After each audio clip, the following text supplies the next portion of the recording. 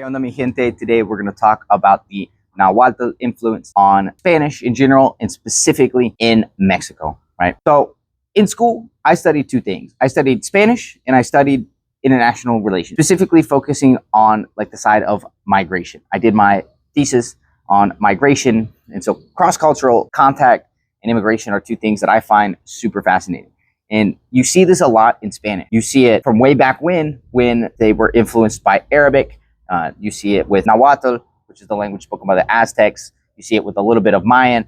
You see it with Quechua, which is spoken in like Peru and the Andes. It's super interesting because sometimes you get words from Nahuatl, which was the language spoken by the Aztecs when Spanish came over, that were then taken back. Specifically, foods that were taken back, with the big ones being aguacate, cacao, cacahuate, right? So avocado, cocoa, and peanuts, right? Now, this is super interesting because the reason these words were taken back to Spain and eventually adopted into the Spanish language and are understood in everywhere you go is because of trade. So when the Spanish came over, they found these new foods, right? They enjoyed them and they took them back with them to Spain. And so that's why these words like aguacate, cacahuate, cacao are understood anywhere you go. And then if you're in Mexico, there's lots of words that are still used in everyday life that are adapted from Nahuatl. Specifically, animals are a huge thing, foods are a huge thing, and then there's a couple of random ones that are used quite often. So in that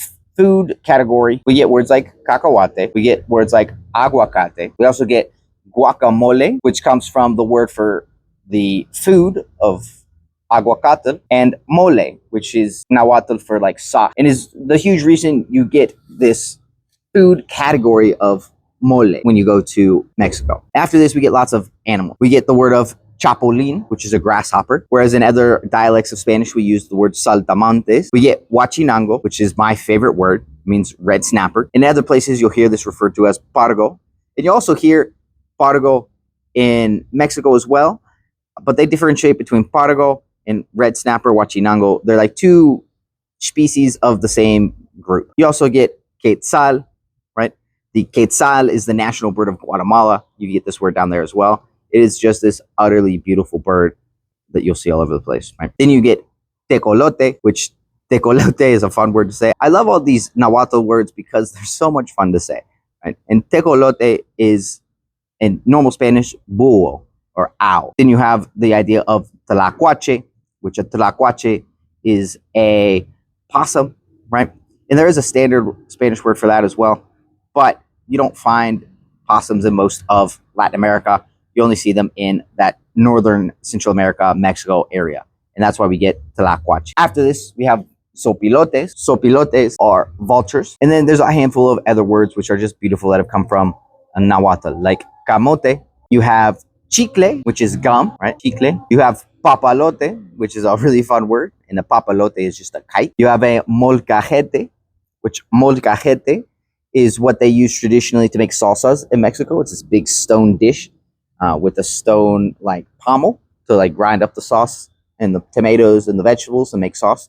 I've actually gotten to use these to try and make salsa. I was really terrible at it, but other people are really good at it. You also have a tianguis.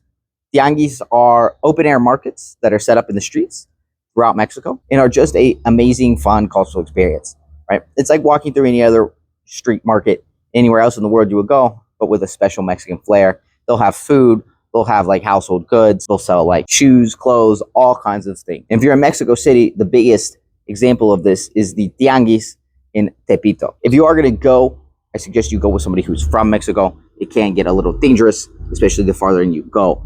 But the tianguis, anytime you see them, are always worth going to check out.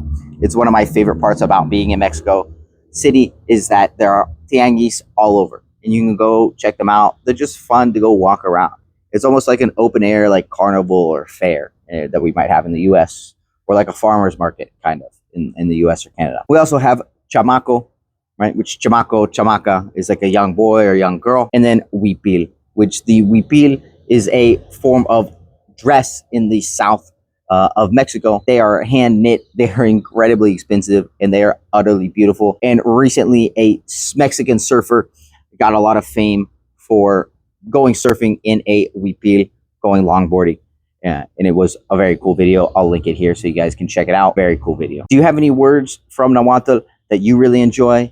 If so, leave them down in the comments. Thank you guys so much for watching this video. If you enjoyed it, be sure to like, subscribe, do all that stuff. If you want to practice with some of what we just discussed today in this video, or leave comments, thoughts, opinions, do so down in the comments. I will get back to you. And if you want to learn about upcoming group classes or private classes, you can reach out via WhatsApp or email, and I will get you more information on that. Thank you guys so much for watching. Have a great rest of your day, and I'll see you in the next class.